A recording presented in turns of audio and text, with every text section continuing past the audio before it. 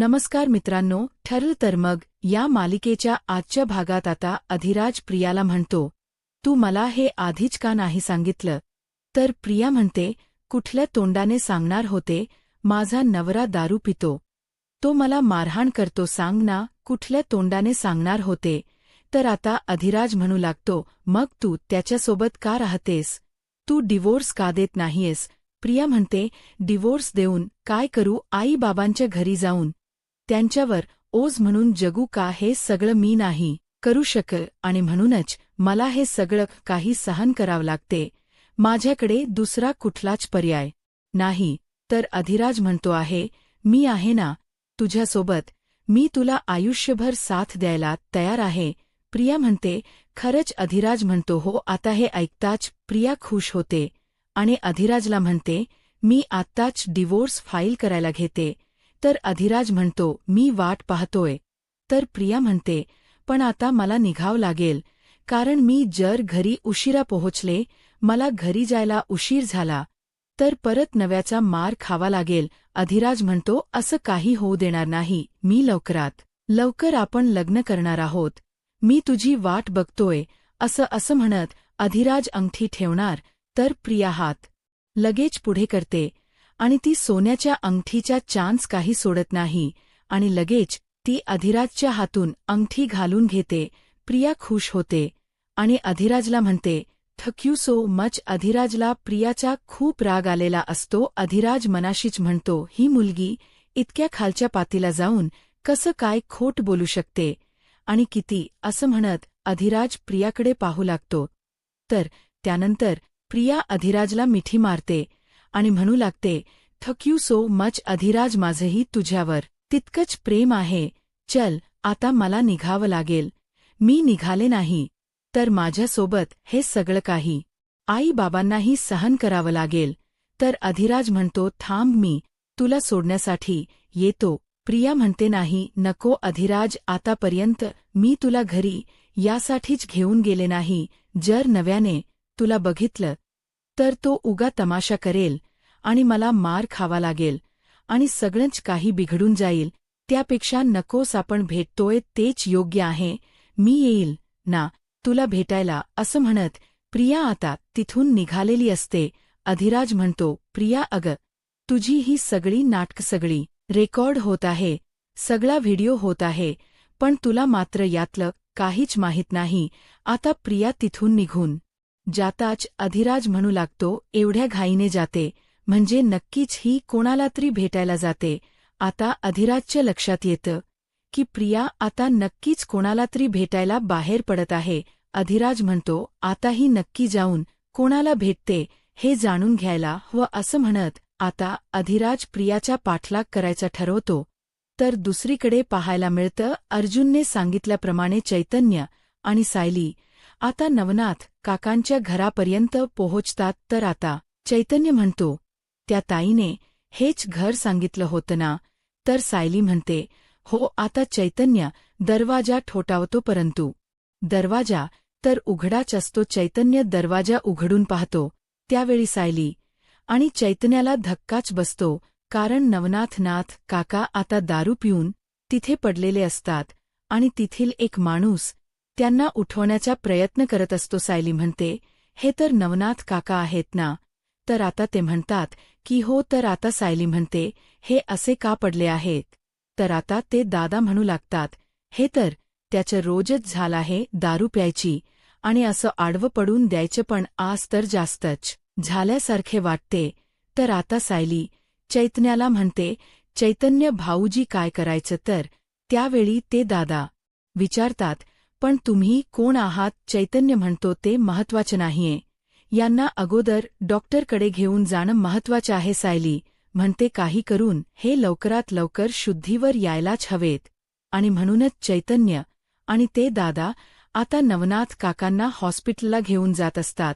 तर दुसरीकडे पाहायला मिळतं, प्रिया आता रिक्षात बसून घाईने निघालेली असते. हे आता अधिराजने पाहिलेलं असतं आणि म्हणूनच अधिराज आता प्रियाच्या रिक्षाचा पाठलाग करत असतो. प्रिया नक्की कुठे जाते या सगळ्याचा अधिराजला शोध घ्यायचा असतो आणि म्हणूनच अधिराज त्या रिक्षाच या मागावर असतो आणि प्रिया ज्या रोडने जाईल तिथे अधिराज निघालेला असतो. आता प्रियाची रिक्षा एका मधल्या रस्त्यामध्ये टर्न मारते. आता मात्र अधिराजला कळतच नाही की प्रिया नक्की कुठे गायब झाली आहे. अधिराजला वाटतं की बहुतेक ती सरळ रस्त्याने गेली असावी आणि म्हणूनच अधिराज आता सरळ रस्त्याने आपली गाडी घेऊन जातो. तर दुसरीकडे पाहायला मिळतं संतोषला. आता प्रियाचा फोन येत असतो. संतोष म्हणतो, मॅडम का फोन करतात असं म्हणत संतोष फोन उचलतो. तर प्रिया आता संतोषला म्हणते, अरे बेक्कल माणसा, तू त्या लोणावळ्यातच राहिला असतास तर काय हरकत होते, तिथेच राहायचं होतं ना. तर आता संतोष म्हणू लागतो, नाही मॅडम अहो, तिथे सुद्धा माझा पोलीस शोध घेतच आहेत. आता माझ्या जुन्या चोया इतक्यानंतर उघड होतील हे मला कुठे माहीत होतं, परंतु ते पोलीस अजूनही माझा शोध घेत आहे. ते सर्व पोलीस माझ्या तिथल्या घरावर सुद्धा नजर ठेवून आहे, त्यामुळे मी तिथे नाही जाऊ शकत. तर प्रिया म्हणते, तुला लोणावळ्यातच जावं लागेल. तर संतोष म्हणू लागतो, पण लोणावळ्यात राहण्यासारखी माझ्याकडे ती एकच जागा आहे, अजून माझ्याकडे दुसरी कुठली जागा नाही. तर प्रिया म्हणते, तरी सुद्धा तुला लोणावळ्यातच जावं लागेल. प्रिया संतोषला म्हणते, मी तुला आता लोकेशन पाठवले ना, मग त्या लोकेशनवर जायचं. तर संतोष म्हणतो, बरं ठीक आहे, पण मॅडम खर्चाला पैसे. प्रिया म्हणते, हो माहीत आहे, मी खर्चाला पैसे पाठवते असं म्हणत आता प्रिया संतोषला पैसे पाठवते. असं म्हणताच संतोष म्हणतो, ठीक आहे मॅडम, मी तिथे जातो आणि ज्यावेळी तुम्ही म्हणाल की हे प्रकरण थंड झालं आहे तेव्हाच मी इथे पडतेन.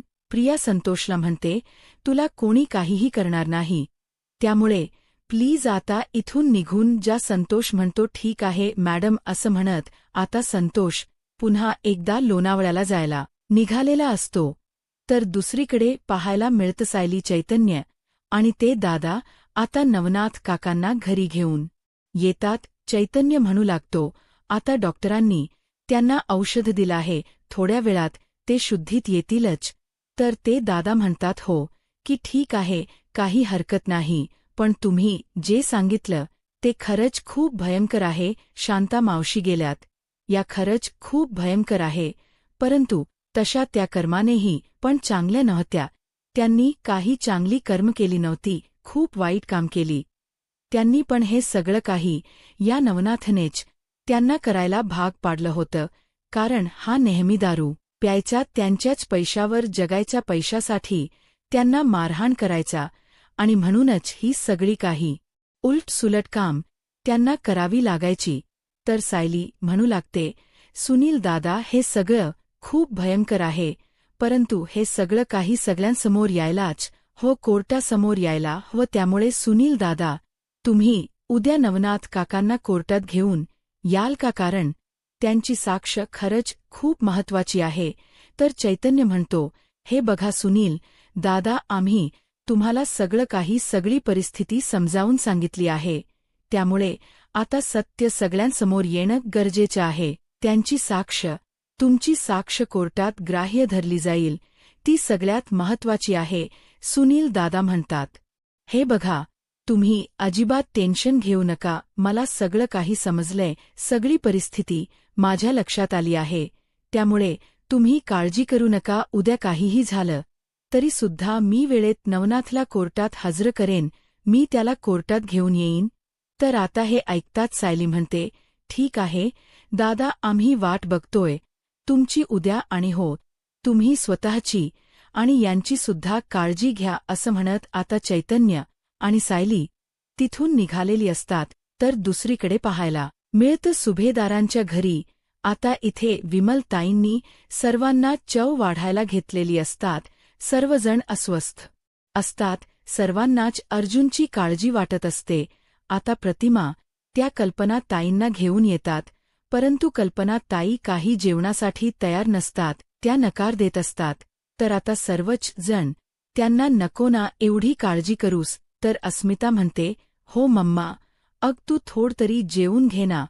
तर विमल म्हणू लागते, मी सर्वांसाठी जेवण वाढते, सगळ्यांनीच 2-2 घास तरी जेवून घ्या. कल्पनात ताई नकार देत असतात, तर प्रतिमा आते म्हणतात नाही कल्पना, तुला 2 घास तरी खावेच लागतील असं म्हणत आता कल्पना ताईंना जेवायला बसवतात.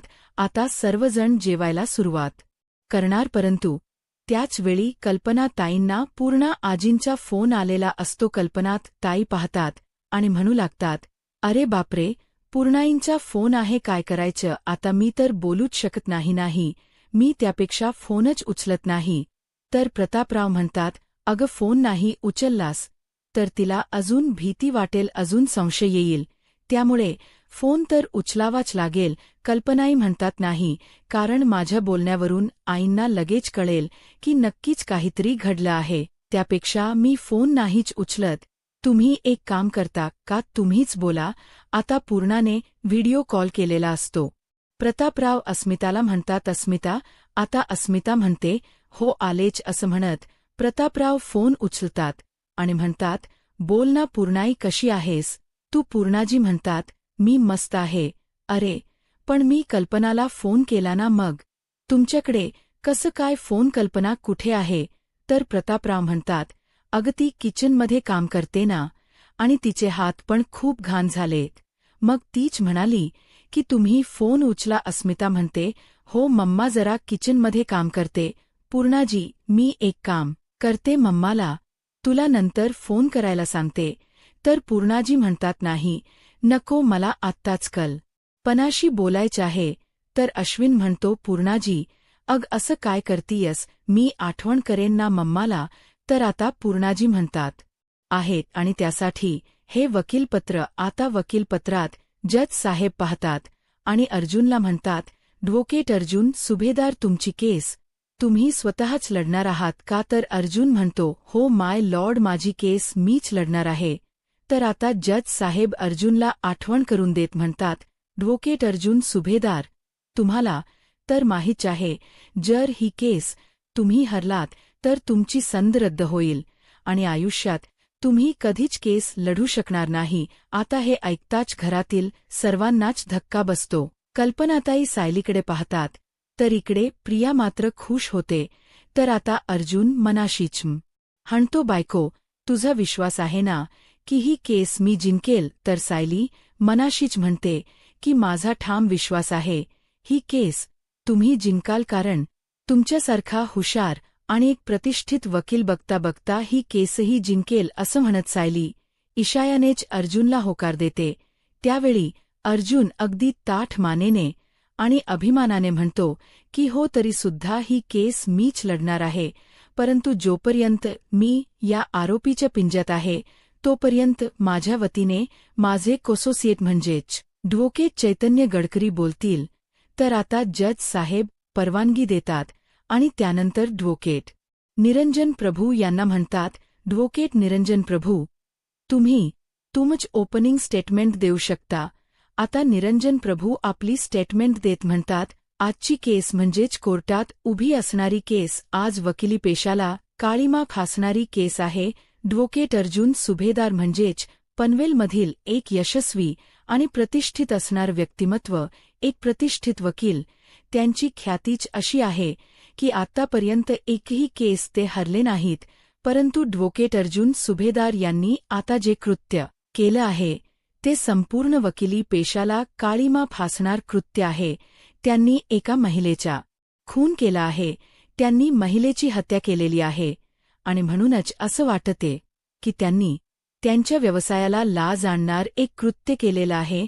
ॲडव्होकेट अर्जुन सुभेदार यांनी सौ शांता कदम यांचा खून केला आहे, आणि हे सगळं कृत्य लपवण्यासाठी दुसऱ्या दिवशी ॲडव्होकेट अर्जुन सुभेदार ती बॉडी आपल्या डिकीतून घेऊन निघाले खरे, परंतु त्याचवेळी सिनियर इन्स्पेक्टर सागर पाटकर यांना त्यांची गाडी दिसली, आणि त्यावेळी गाडीला नंबर प्लेटही नव्हती, आणि म्हणूनच सिनियर इन्स्पेक्टर सागर पाटकर यांनी ती गाडी थांबवली आणि फाईन मागितला. परंतु सिनियर इन्स्पेक्टर पाटकर यांच्या नजरेतून एकही गोष्ट सुटली नाही, ती म्हणजे गाडीच्या डिकेतून वाहणारा तो रक्तप्रवाह, कारण गाडीच्या डिकेतून पडणार ते रक्त इन्स्पेक्टर सागर पाटकर यांनी पाहिलं, आणि त्याचवेळी त्यांच्या लक्षात आलं की काहीतरी घडलेलं आहे.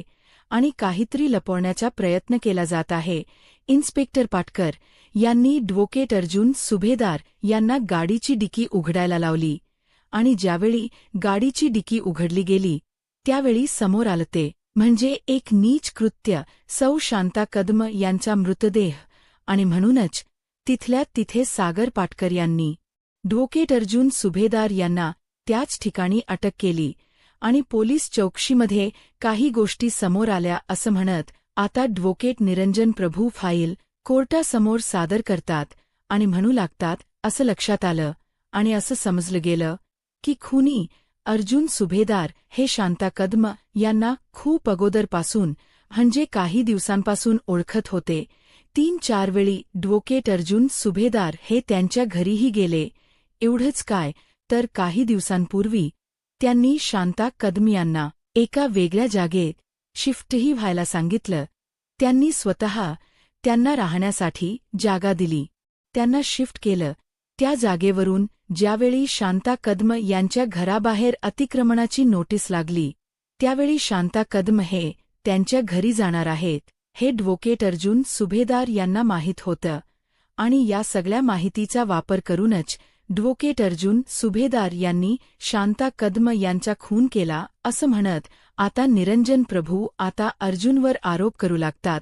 प्रत्येक समाजातील व्यक्ती ही वकिलांकडे न्यायाच्या अपेक्षेने पाहत असते, परंतु त्याच वकिलाने कायद्याला धाब्यावर बसून एका निरपराध असणाऱ्या एका व्यक्तीचा खून केला आहे. आता या ॲडव्होकेट असणाऱ्या अर्जुन सुभेदार-सारख्या खुन्याला लवकरात लवकर जन्मठेप व्हावी अशीच मी कोर्टाकडे विनंती करतो असं म्हणत निरंजन प्रभू अर्जुनला लवकरात लवकर जन्मठेपेची शिक्षा व्हावी यासाठी कोर्टाकडे विनंती करत असतात.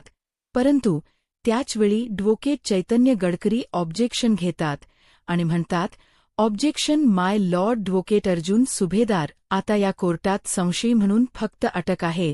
तरीसुद्धा सरकारी वकील ॲडव्होकेट निरंजन प्रभू त्यांना खुनी म्हणून घोषित करत आहे. त्यांचा खुनी असा उल्लेख केला जात आहे आणि म्हणूनच माझी कोर्टाला विनंती आहे की ॲडव्होकेट अर्जुन सुभेदार यांना खुनी म्हणून संबोधलं जाऊ नये. आता कोर्ट ही विनंती मान्य करत जज साहेब म्हणू लागतात, जोपर्यंत ॲडव्होकेट अर्जुन सुभेदार यांच्यावरचा गुन्हा सिद्ध होत नाही किंवा ते खुनी आहेत हे सिद्ध होत नाही तोपर्यंत ॲडव्होकेट अर्जुन सुभेदार यांना या कोर्टात खुनी म्हणून संबोधलं जाऊ नये असं म्हणत आता ॲडव्होकेट निरंजन प्रभू यांची बोलतीच बंद केलेली असते. आता ॲडव्होकेट चैतन्य गडकरी कोर्टाचे आभार मानतो. तर त्यानंतर आता जज साहेब चैतन्याला म्हणू लागतात, ॲडव्होकेट गडकरी तुम्ही अर्जुन सुभेदार यांच्या बाजूने तुमचं स्टेटमेंट देऊ शकता. आता चैतन्य आपलं स्टेटमेंट देत म्हणतो, युअर ऑनर ॲडव्होकेट निरंजन प्रभू म्हणजेच सरकारी वकील यांनी कोर्टासमोर शांता कदम यांची एक बाजू अगदी व्यवस्थितपणे मांडली आणि या बाजूमध्येच त्यांनी ॲडव्होकेट अर्जुन सुभेदार यांना खुनी म्हणून घोषितही केलं. परंतु सत्य हेच आहे की ॲडव्होकेट अर्जुन सुभेदार यांनी खून केलेलाच नाही. त्यांना अगदी पद्धतशीरपणे प्लॅनिंग करून या सगळ्यामध्ये अडकवण्यात आलं. खरं तर ॲडव्होकेट अर्जुन सुभेदार यांचा करिअर ट्रॅक तुमच्या समोर आहे. तुम्ही तो बघू शकता. आत्तापर्यंत कितीतरी निष्पाप निर्दोष असणाऱ्या या कोर्टात येणाऱ्या प्रत्येक व्यक्तीला ॲडव्होकेट अर्जुन सुभेदार यांनी वाचवलं आहे, त्यांना न्याय मिळवून दिला आहे. ते सतत हेच म्हणत राहिले की माझा अशील निर्दोष आहे, माझ्या अशिलाने काही चुकीचं गैरवर्तन केलं नाहीये आणि त्या व्यक्तीला त्यांनी न्याय मिळवून दिला. मग मला सांगा, ती व्यक्ती एखाद्या व्यक्तीचा खून करू शकते ज्या व्यक्तीने आतापर्यंत एकही केस हरलेली नाही असं व्यक्तिमत्व म्हणजेच पनवेलमधील प्रतिष्ठित वकील ॲडव्होकेट अर्जुन सुभेदार. मग तुम्हीच मला सांगा की ते एखाद्याचा खून करू शकतात का असे म्हणत आता चैतन्याने सगळ्यांसमोर प्रश्न निर्माण केलेला असतो. तर चैतन्य पुढे म्हणतो, जसं की ॲडव्होकेट निरंजन प्रभू यांनी ज्या काही गोष्टी सांगितल्या त्या काही गोष्टी ख्याही आहेत. म्हणजेच जसं की शांता कदम यांना ॲडव्होकेट अर्जुन सुभेदार ओळखत होते का, तर हो ॲडव्होकेट अर्जुन सुभेदार या शांता कदम यांना काही दिवसांपासून ओळखत होते. सुभेदारांनी शांता कदम यांना दुसऱ्या घरी शिफ्ट व्हायला सांगितलं. का तर हो असं म्हणत, चैतन्य जे सत्य असतं ते कोर्टासमोर सांगत असतो. स्वतःची कागदपत्र घेण्यासाठी शांता कदम या पुन्हा एकदा त्यांच्या घरी जाणार हे ॲडव्होकेट अर्जुन सुभेदार यांना माहीत होतं. का तर हो ॲडव्होकेट अर्जुन सुभेदार यांना हेही माहीत होतं की शांता कदम या त्यांच्या घरी जाणार आहेत. तर चैतन्य पुढे म्हणतो, परंतु याने हे असं कुठेही सिद्ध होत नाही की खून ॲडव्होकेट अर्जुन सुभेदार यांनीच केला आहे. तर त्याचवेळी निरंजन प्रभू म्हणतात की शांता कदम यांचा मृतदेह ॲडव्होकेट अर्जुन सुभेदार यांच्याच गाडीच्या डिकीत सापडला. शिवाय अर्जुन सुभेदार यांनी शांता यांना त्यांच्या घरी पाठवलेलं असताना त्यांची एक व्यक्ती त्यांच्यासोबत पाठवली गेली होती असं आपल्याला कॉल रेकॉर्ड आणि मेसेज सांगतच आहे. सगळं काही सत्य आपल्या समोर आहे. शांता कदम यांच्या प्रत्येक क्षणाची माहिती ॲडव्होकेट अर्जुन सुभेदार यांना मिळत होती. चैतन्य म्हणू लागतो की हेही खरं आहे, परंतु हे सगळं काही शांता कदम यांच्या रागापोटी नाही तर काळजीपोटी अर्जुन सुभेदार करत होते. हे तितकंच खरं आहे. तर आता ॲडव्होकेट निरंजन प्रभू म्हणतात काळजी. मग शांता कदम यांच्यासोबत त्यांनी एका अनोळखी माणसाला का पाठवलं? ते स्वतः शांता कदम यांच्यासोबत का गेले नाही? त्यांनी एका अनोळखी व्यक्तीला का पाठवलं असं म्हणत सरकारी वकील आता पुन्हा एकदा प्रश्न निर्माण करतात. आता सरकारी वकील पुन्हा एकदा आरोप करत म्हणतात, अर्जुन सुभेदार शांता कदम यांच्यासोबत गेले नाही, कारण त्या रात्री ॲडव्होकेट अर्जुन सुभेदार यांचा प्लॅन झाला होता. त्यांनी सापळा रचला होता की शांता कदम यांचा त्याच रात्री खून करायचा आणि त्यांना शांता कदम यांच्या घरी कोणीही बघू नये अशीच त्यांची इच्छा होती. आणि म्हणूनच ॲडव्होकेट अर्जुन सुभेदार थोड्या वेळानंतर तिथे पोहोचले आणि त्यांनी त्यांचं काम केलं. शांता कदम यांची हत्या केली. मुळात शांता कदम यांच्याशी खोट बोलून ॲडव्होकेट अर्जुन सुभेदार यांनी त्यांना त्यांच्या घरी पाठवलं होतं, कारण चौकशीमध्ये हे सिद्ध झालंय की तिच्या घराबाहेर लावलेली अतिक्रमणाची नोटीस ही खोटी आहे आणि हे त्याचे पेपर्स असं म्हणत त्यांनी आता जज साहेबांसमोर पेपर्स सादर केलेले असतात आणि सरकारी वकील पुढे म्हणू लागतात की या पेपर्सबद्दल ॲडव्होकेट अर्जुन सुभेदार यांना सगळ्यात पहिल्यांदा कळलं होतं आणि त्यावरूनच ही बातमी शांता कदम यांच्यापर्यंत पोहोचवणारे दुसरे तिसरे कोणीही नसून ॲडव्होकेट अर्जुन सुभेदारच होते. त्यामुळे त्यांनीच हा सगळा आता तिघही एकत्रच म्हणतात ऊर्जा. आता ॲडव्होकेट ऊर्जा शिंदे यांची धमाकेदार एंट्री पाहायला मिळते. आता याच ऊर्जाच्या मदतीने सायली अर्जुनला कशाप्रकारे बाहेर काढेल. आता पुढे काय होईल हे पाहायला आत्ताच माझा महाराष्ट्र या यूट्यूब चॅनलला सबस्क्राईब करा. धन्यवाद.